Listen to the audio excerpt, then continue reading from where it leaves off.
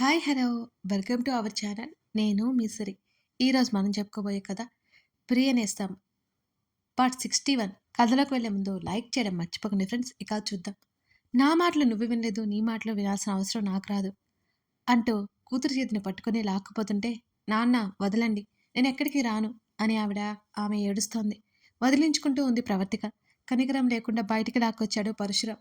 Ground ఫ్లోర్‌కి లాక్కొచ్చాడు. మిట్ట మధ్యాహ్నం కావడంతో బయట ఎవరూ లేరు. సార్ సార్, ఆ అర్జున్ అపార్ట్మెంట్స్ గేట్ దగ్గరికి వచ్చేసాడంట. అంతేకాకుండా చుట్టుపక్కల పోలీసులు కూడా ఉన్నారంట. ఇప్పుడు మీ అమ్మాయిని తీసుకెళ్తే మనం తప్పించుకోలేం అని పరశురామ్‌తో పాటు వచ్చినతను ఇన్ఫర్మేషన్ పాస్ చేశాడు పరశురామ్‌కి.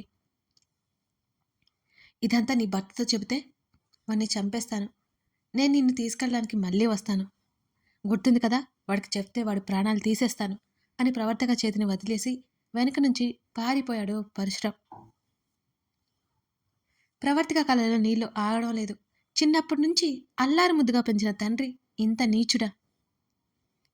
బాగా ఏడుపొస్తుంటే అర్జున్ వస్తున్నాడని చెప్పినా వాళ్ళ మాటలు విని అతని కోసం గేటు వైపుకి పరుగుపెట్టింది ప్రవర్తిక. అప్పుడే అర్జున్ జీప్ లోపలికి ప్రవేశించింది. పరిగెత్తుకుంటూ వస్తున్న ప్రవర్తికను చూసి జీప్ పార్క్ చేయమని వాచ్మెన్కి చెప్పి ఆమెకు ఎదురు వెళ్ళాడు అర్జున్. ఫోర్స్‌గా అర్జున్‌ని హత్తుకుంది ప్రవర్తిక. అతనిలో కంగారు పెరిగిపోయింది. ఆమె తల నిమురుతూ వెన్ను తట్టాడు అర్జున్. ఏమైందో అర్థం కాలేదు అతనికి. వాచ్‌మెన్‌తో పాటు రోడ్డు మీద వచ్చిపోయేవాళ్ళు అలాగే చూస్తుంటే ఆమె భుజాలు పట్టుకుని మెల్లిగా దూరం జరిపి, "ఏమైంది? ఈ కన్నీళ్ళేంటి?" అంటూ ఆమె చెవి వెనుకగా చేతిని పోనిచ్చి 2 చేతుల బొటనవేలితో ఆమె కన్నీళ్లు తుడిచాడు అర్జున్. "ముందు లోపలికి వెళ్దాం పద" అని ఆమెతో పాటు లిఫ్ట్ వైపుకి నడిచాడు. అతన్ని అంటిపెట్టుకుని ఉంది. లిఫ్ట్‌లో కూడా అతన్ని చుట్టుకునే ఉంది. 5థ్ ఫ్లోర్‌కి వెళ్ళిన తర్వాత ఇంటిలోకి తీసుకువెళ్ళాడు ఆమెను అర్జున్. డోర్ లాక్ చేసి ఆమెను గట్టిగా హత్తుకున్నాడు. ఆమె శరీరంలో వణుకు అతనికి స్పష్టంగా తెలుస్తోంది. అసలేమైందో మాత్రం అర్థం కాలేదు. కాసేపటి తర్వాత ఆమెని సోఫాలో కూర్చోబెట్టి వాటర్ తీసుకురావడానికన్నట్టు పైకి లేచిన అర్జున్ చేతిని మరింత గట్టిగా పట్టుకుంది ప్రవర్తిక. మంచినీళ్ళు తీసుకొస్తానని ఆమె చేతిని మెల్లిగా విడిపించుకున్నాడు అర్జున్. వాటర్ తీసుకొచ్చి ఆమెకు తాగించాడు. ఆమె పక్కనే కూర్చుని ఆమె చేతిని తన చేతిలోకి తీసుకుని ఏమైంది అని అడిగాడు అర్జున్. చాలా అంటే చాలా మృదువుగా. తన తండ్రి మాటలు గుర్తుకొచ్చాయి. అర్జున్‌కి హాని చేస్తాడేమోనని చెప్పడానికి భయమేసింది ప్రవర్తికకి. అయినా సరే తన తండ్రి చేసిన ఆకృత్యాలు తెలియాలి. లేకపోతే ఎందరో బలవుతారు. అర్జున్‌కి చెప్తేనే ఇంకా అలర్ట్‌గా ఉంటాడని ప్రవర్తిక ఆలోచించింది. జరిగింది మొత్తం చెప్పింది ప్రవర్తిక. బలవంతంగా కోపాన్ని కంట్రోల్ చేసుకున్నాడు. నేను వచ్చేశాను కదా, భయపడకు అంటూ ఆమె భుజం చుట్టూ చేతిని వేశాడు. అతని కౌగిలిలో ఒదిగిపోయింది. నిన్ను వదిలి అసలు వెళ్ళనిక అని ఆమె చేతిని గట్టిగా పట్టుకున్నాడు అర్జున్. నన్ను క్షమించండి. అర్జున్ చేతిని నుదురికి ఆనించుకుంది ఆమె. ఎందుకు అని అతను అడుగుతుంటే, మా నాన్న ఇలాంటి వారిని మీరెన్ని చెప్పినా నేనసలు నమ్మలేదు. నమ్మకం కలగలేదు. ఈరోజు ఆయన నిజస్వరూపం ఏంటో కళ్ళతో చూశాను. మిమ్మల్ని తప్పు పట్టినందుకు క్షమించండి అని మళ్ళీ మళ్ళీ ఆమె కన్నీళ్లు పెట్టుకుంది. ఏడవనని మాటిచ్చావు కదా నువ్వు. ఎందుకేడుస్తున్నావు? ఆ? ఎందుకు ఈ కన్నీళ్లు పెడుతున్నావు? ఆమె కళ్ళు సున్నితంగా తుడిచాడు అర్జున్. మా నాన్నకి శిక్ష పడాలి. మా నాన్నకి శిక్ష పడాలి అని భారంగా చెప్పింది. ఆయన ఇంకా మారలేదు. అలాగే వదిలేస్తే హత్యలు చేస్తూనే ఉంటాడు అని ప్రవర్తిక ఆలోచన. ఆ పనిలోనే ఉన్నాను. ఇంకోసారి నిన్ను కలవకుండా ఏర్పాట్లు నేను చూస్తాను. సరేనా? నీతో పాటు నేను ఉంటానుగా అని ఆమెకు ధైర్యం చెప్పాడు అర్జున్. మా అమ్మకి ఏమీ తెలియదు. నాన్న ఏం చెప్తే అది నమ్మేస్తుంది అని అతని హృదయంలో ముఖం దాచుకుని ఏడవసాగింది ప్రవర్తిక. భయపడకు. మీ అమ్మకి నిజం తెలియనంత వరకు ఏమీ జరగదు సరేనా? చూద్దాం ఇంకేం చేస్తాడో. నేను ఆ విషయం మీద బయటికి వెళ్ళాను అని ఆమె తల నిమురుతూ చెప్పాడు అర్జున్. భోజనం చేయలేదు కదా మీరు? ఫ్రెష్ అయ్యారండి. భోజనం పెడతాను అని లేచి వెళ్తున్న ఆమె చేతిని పట్టుకున్నాడు అర్జున్. ఏంటన్నట్టు వెనక్కి తిరిగి అతని వంక చూసింది ప్రవర్తిక. బాధగా ఉందా? ఏదైనా షేర్ చేసుకో. అలా లోపల దాచుకుని స్ట్రెస్ ఫీల్ అవ్వకు అని అతను అంటుంటే, నాకు ఈ రోజుతో నాన్న లేడు. నేను బాధపడను. మీరు కంగారు పడకండి. కానీ ఎవరి ప్రాణాలు తీసి నా ప్రాణం నిలబెట్టాడంటేనే నాకు బాధగా ఉంది అని ఆమె చెబుతుంటే వదిలేయ్ అవన్నీ అని అన్నాడు అర్జున్. ఫ్రెష్ అయ్యి రండి అని కళ్ళు తుడుచుకుంటూ కిచెన్‌లోకి వెళ్ళిపోయింది. తను బాధపడితే అర్జున్ ఇంకా ఇంకా బాధపడతాడనేది ఆమె ఆలోచన. ప్రవర్తికి ఇంకా దిగులుగా ఉంది. చేయి దగ్గరికి జరుపుకొని ఆమెను కూడా కూర్చోబెట్టాడు అర్జున్. బాకీ తీర్చుకోవాలని ఆమె నోటి దగ్గర అన్నం కలిపి పెట్టాడు అతను. అతను చెప్పిన విధానానికి ప్రవర్తిక నవ్వింది. ఇంకెప్పుడు నాకు తినిపించరా? ఇప్పుడు బాకీ చెల్లయిపోతుంది కదా! అని నవ్వుతూ అడిగింది ప్రవర్తిక. జీవితాంతం ఏం చేసినా నీ రుణం తీరదు అని అతను అంటుంటే అలకగా ముఖం పెట్టింది ఆమె. ఏమైంది అని అడిగాడు అర్జున్. మీరు ఇంకోసారి అలా మాట్లాడితే నేను ఊరుకోను. చాలా బాధపడతాను. ఈ ప్రాణం మీది అని ఆమె అంటుంటే పిచ్చి పిచ్చిగా మాట్లాడకుండా భోజనం చేయి ఆమెకు మాట్లాడే అవకాశం ఇవ్వకుండా ఫాస్ట్‌గా తినిపించాడు అర్జున్. అతను తినేశాడు. డ్రెస్ చేంజ్ చేసుకుని వచ్చి ల్యాప్‌టాప్ తీసుకొని బెడ్ మీద వాలిపోయాడు అర్జున్. అపార్ట్‌మెంట్ చుట్టూ ఉన్న సీసీ కెమెరాల్లో పరశురాం వచ్చింది రికార్డ్ అయి ఉంటుందని అతను ఎక్స్‌పెక్ట్ చేసి ల్యాప్‌టాప్ క్లోజ్ చేశాడు. ఫాస్ట్‌గా బయటికి వచ్చాడు అతను. కింద వరకు వెళ్ళి వస్తాను అని ప్రవర్తికతో చెప్పి గబగబా గ్రౌండ్ ఫ్లోర్‌కి వెళ్ళాడు అర్జున్. సీసీ కెమెరా డీటెయిల్స్ ఎవరి దగ్గర ఉంటాయో అని వాచ్‌మెన్‌ని అడిగి ఆ విషయాలు కనుక్కొని ఆ అపార్ట్‌మెంట్ ప్రెసిడెంట్‌ని కలవడానికి అతని దగ్గరికి వెళ్ళాడు. అక్కడ వివరాలేమీ చెప్పకుండా దొంగ వచ్చాడని అబద్ధం చెప్పి అక్కడే ఉండి 10 నిమిషాల్లో ఆ రోజు కెమెరాలో రికార్డ్ అయిందంతా చెక్ చేశాడు. అది మొత్తం ఆ రికార్డింగ్స్ అతని మెయిల్‌కి ఫార్వర్డ్ చేసుకున్నాడు. ప్రెసిడెంట్‌తోనే దొంగని పోలీసులకు అప్పజెప్తానని చెప్పేసి వచ్చేశాడు అర్జున్. దొంగ అనగానే అలర్ట్ అయిన అర్జున్‌కి హెల్ప్ చేశాడు ప్రెసిడెంట్. మెయిల్‌కి వచ్చిన కెమెరా రికార్డింగ్స్ అన్నీ చూసి అందులోనే ప్రవర్తిక చేతిని పట్టుకొని బలవంతంగా తీసుకెళ్లాలని చూసిన పరశురాం గుర్తొస్తుంటే అతని దవడ కండరం బిగుసుకుంటోంది. లోపలికొచ్చి డోర్ లాక్ చేసి బెడ్‌రూమ్‌లోకి నడిచాడు. కాలు మీద కాలు పెట్టి బోర్ల పడుకుని దిండి మీద చేతులానించి వాటి మీద చుబుకమానించి దీర్ఘాలోచనలో ఉంది ప్రవర్తిక. ఆ ఫోజులో ఆమెను చూసి పట్టపగలని కూడా గుర్తులేదు అర్జున్‌కి. అదీ కాక చీరలో ఉండటం వల్ల కనిపించని అందాలు అతన్ని ఊరించసాగాయి. కొన్ని నిమిషాలు ఆమెని స్కాన్ చేశాడు. అతనికే తెలియకుండా మెల్లిగా ఆమె మీద వాలగా ఉలిక్కిపడింది. వెల్లెలికలా తిరగాలనుకునే లోపే అతని శరీరం ఆమెని తాకింది. ఇక ఆ పని ఆమె విరమించుకుంది. తిరగాలి అనే ప్రయత్నాన్ని ఆపేసి మరీ దిండుల మీద వాలిపోయింది చిరునవ్వుతో. ఆమె వీపు మీద అతని మీసాల గిలిగింతలు పెడుతుంటే గట్టిగా కళ్ళు బిగించేసింది ప్రవర్తిక. ఏం ఆలోచిస్తున్నావు? ఆమె చెవి దగ్గర గుసగుసగా పలికి ఆమె మెడ మీద గట్టిగా ముద్దు ఇచ్చాడు అర్జున్. ప్రశ్న అయితే అడిగాడు. సమాధానం చెప్పేలోపు ఆమెను ఉక్కిరిబిక్కిరి చేసేశాడు. ఆమె నుంచి ఇంకే సమాధానం వస్తుంది అతను అలా చేస్తుంటే.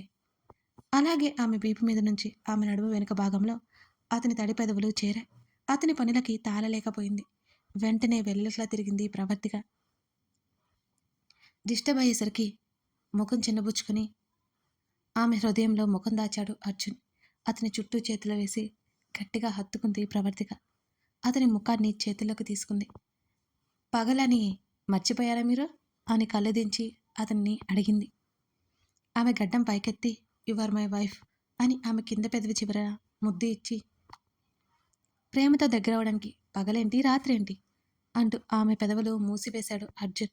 ఆమె మెదడుతో పాటు ఆమె శరీరం ఆమె ఆధీనం అతని ఆధీనంలోకి వెళ్ళిపోయాయి. అతను క్షణక్షణానికి చూపించే సరికొత్త ప్రేమకి ఆమెకి ఊపిరాడట్లేదు. అలాగని అతనికి ఏమాత్రం దూరంగా ఉండలేదు. అతనిలో కరిగిపోయింది ప్రవర్తిక మరింత ఇష్టంగా. అర్జున్ భుజం మీద తలపెట్టుకుని అతని ఛాతీ మీద వేలితో రాస్తోంది ఆమె. పిన్ని వాళ్ళు ఎప్పుడొస్తారు అని అడిగింది ప్రవర్తిక. అత్త వాళ్ళు ఇప్పుడే రారట. మనల్ని రమ్మన్నారు వెళ్దామా మరి అని అడుగుతున్నా అర్జున్ని చూసి కళ్ళెత్తి ఢిల్లీకా నేను రాను అని అంది కంగారుగా ప్రవర్తిక. ఎందుకు అని అర్జున్ అడిగాడు.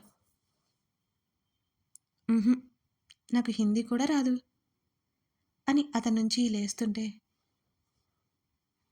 ఆమె భుజం పట్టుకుని ఆపి ఢిల్లీ వెళ్ళాలంటే హిందీ రావాలని నువ్వు చెప్పే వరకు నాకు తెలియదు అని అర్జున్ వెటకారంగా అంటుంటే నాకేం తెలియదనే కదా మీరు ఇలా అంటున్నారు అని అలిగినట్టు ముఖం పెట్టి అతని నుంచి దూరం జరిగింది ప్రవర్తిక.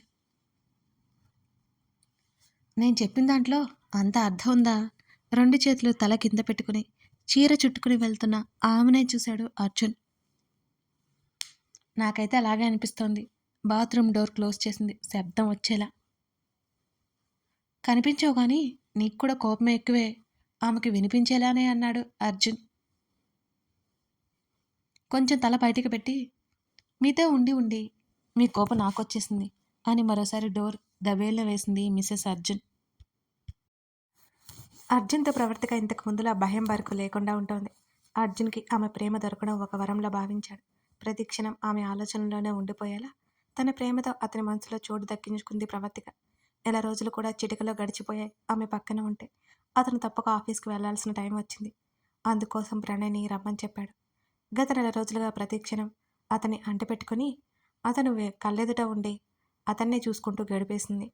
ఈ రోజంతా అతనికి చూడకూడదనుకోగానే దిగులు కమ్మేసింది ఆమెకి.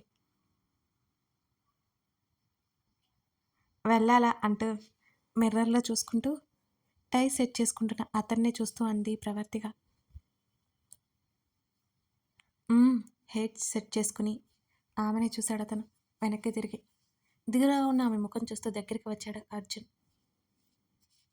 ఆమె చెంప మీద చేయి వేసి కొంచెం ముందుకు వంగి మరో చెంప మీద ముద్దిచ్చి వీళ్ళనంత త్వరగా వచ్చేస్తాను. ప్రణయ్ ఉంటాడుగా, మీ అమ్మగారితో మాట్లాడి ఇక్కడికే వచ్చేయమని ఏర్పాటు చేయమని చెప్పు. ఆవిడికి కూడా నిజం తెలియాలి. మీ నాన్న సిటీ దాటినట్టు తెలిసింది అని అన్నాడు అర్జున్. అలాగే అన్నట్టు తల ఊపింది ప్రవర్తిక. వెళ్ళరానమని అని అడిగాడు. మెల్లిగా చెప్పింది. వాళ్ళకి ప్రైవసీ ఇవ్వాలని వసుంధర అక్కడే ఉండిపోయింది. త్వరగా పనులు చూసుకొని వారిని ఢిల్లీకి రమ్మని చెప్పింది ఆమె. ఇద్దరు హాల్లోకి వచ్చారు. అర్జున్కి ప్రణయ్కి టిఫిన్ పెట్టి నిలబడింది పక్కనే ప్రవర్తిక.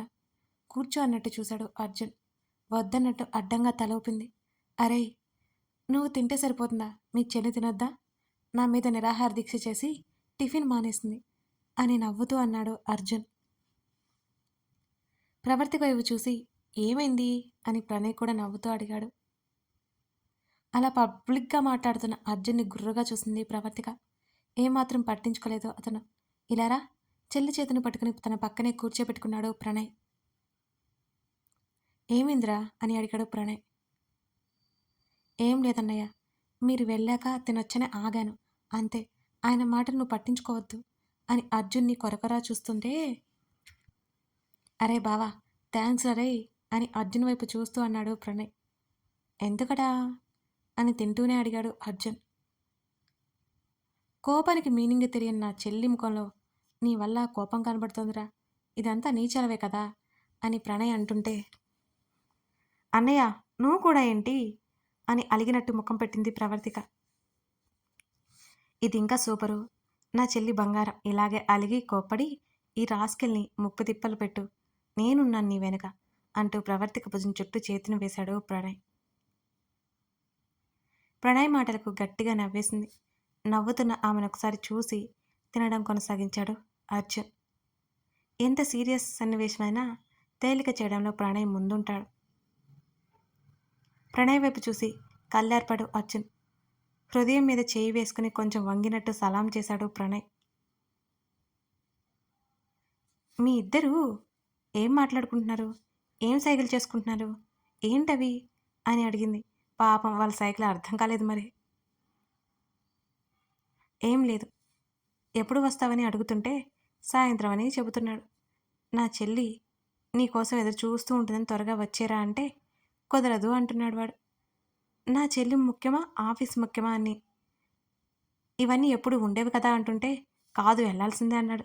చూసావా ప్రవి, నీకు ఇంపార్టెన్స్ ఇవ్వట్లేదు వీడు అని ఫ్రెండ్ని చెల్లి దగ్గర ఇరికించాలని ప్లాన్ వేశాడు ప్రణయ్. ప్రవర్తిక వెంటనే అర్జున్ వైపు చూసింది.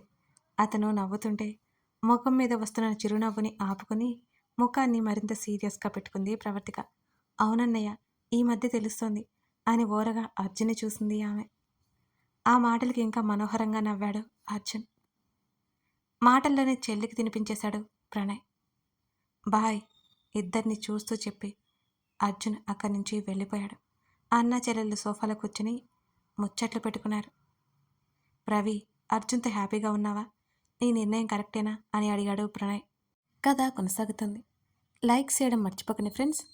ఇది నా రిటర్న్ వర్క్కి మీరు అందిస్తున్న ఎంకరేజ్మెంట్ అనుకుంటాను. మిస్ చేయకండి. Thank you.